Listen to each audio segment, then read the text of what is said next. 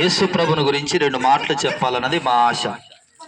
2000 సంవత్సరాల క్రితం యేసు ప్రభు అనేటటువంటి ఆయన మనందరి కోసం మన పాపముల నిమిత్తమై పరలోకం నుంచి ఈ లోకానికి వచ్చాడు 2000 సంవత్సరాల క్రితం.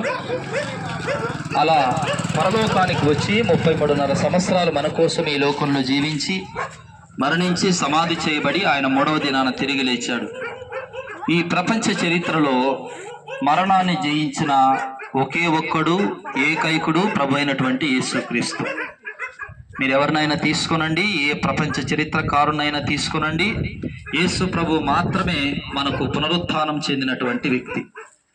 సరే, యేసు ప్రభుని గురించి చెప్పటంలో ఉద్దేశం ఏంటంటే కులం మార్చుకోమని చెప్పటానికి రాలేదు, మతం మార్చుకోవటానికి చెప్పటానికి రాలేదు, కానీ మన మనస్సులను మార్చుకోవాలి, మన జీవిత విధానాన్ని మనం మార్చుకోవాలి, అదేవిధంగా మన జీవితాన్ని మనం మార్చుకోవాలి ఖచ్చితంగా. ఎందుకంటే మనం అందరం దేవుని పిల్లలం, ఈ విషయాన్ని మర్చిపోకూడదు.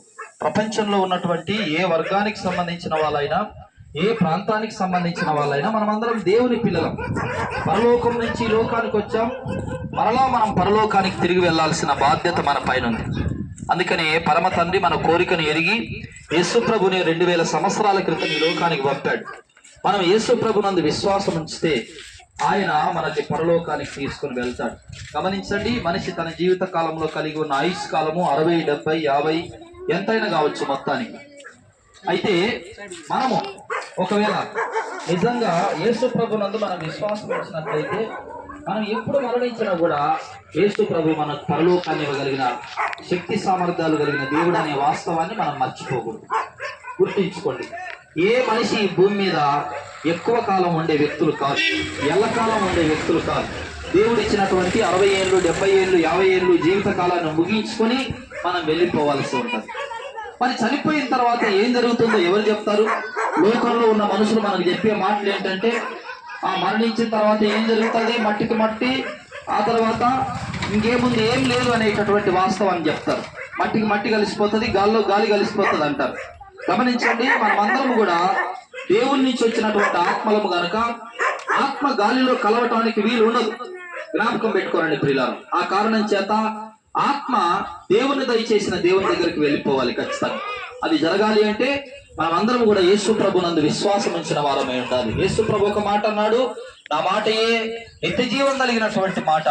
కాబట్టి దేవుడు చెప్పినటువంటి ఒక మాట ఏంటంటే, దేవుడు లోకమును ఎంతో ప్రేమించను, కాగా తన అద్వితీయ కుమారునిగా పుట్టిన వాని యందు విశ్వాసం ఉంచు ప్రతివాడు నశింపక నిత్య జీవం పొందినట్లు ఆయనను అనుగ్రహించను అని చెప్పాడు. దేవుడు మనల్ని ప్రేమించాడు కాబట్టి ఈ రోజున ఈ ప్రాంతానికి మేము వచ్చి యేసు ప్రభుని గురించి మేము తెలియజేస్తూ ఉన్నాం. గమనించండి, మనం ఎవరు నష్టపోవటం దేవునికి ఇష్టం లేదు. గమనించారా, లోకంలో అనేక సార్లు మనము మనుషుల్ని నమ్మి నష్టపోతూ ఉంటాం, కానీ దేవుని నమ్మితే మనం నష్టపోవాల్సిన అవసరం లేదు. యేసు ప్రభు ఒక మాట అంటాడు, భూమి ఆకాశములు గతించిన నా మాటలు గతించవని ప్రభు అయినటువంటి యేసుక్రీస్తు చెప్పాడు. యేసు ప్రభు నమ్ముకోవటం కులం మార్చుకోవటం కాదు, యేసు ప్రభు నమ్ముకోవటం మతం మార్చుకోవటం కాదు, యేసు ప్రభు నమ్ముకోవటం మనల్ని మనం పరలోకానికి సిద్ధం చేసుకోవటం. మర్చిపోతాడు పిల్లారా. కాబట్టి తెలిసి మన జీవితాన్ని మనము విఫలం చేసుకోవటం అది మంచిది కాదు.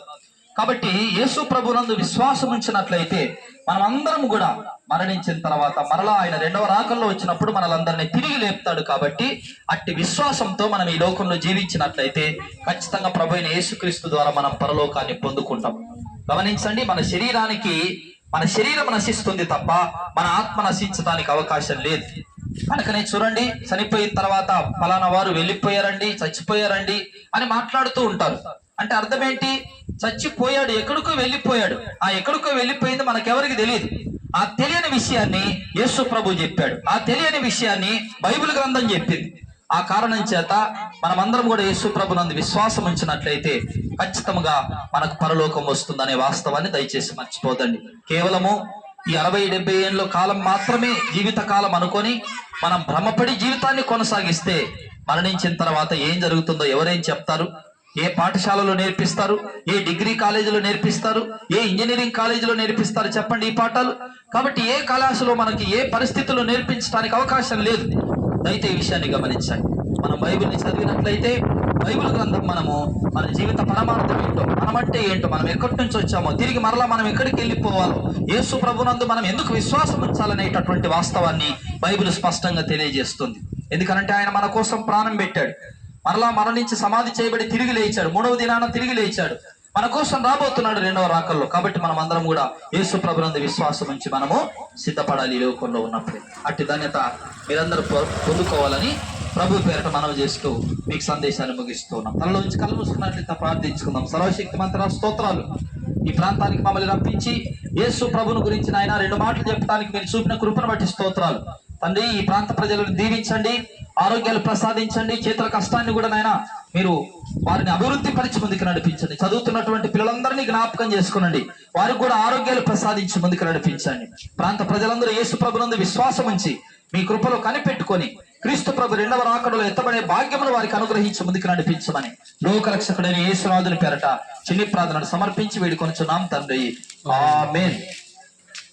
రండి.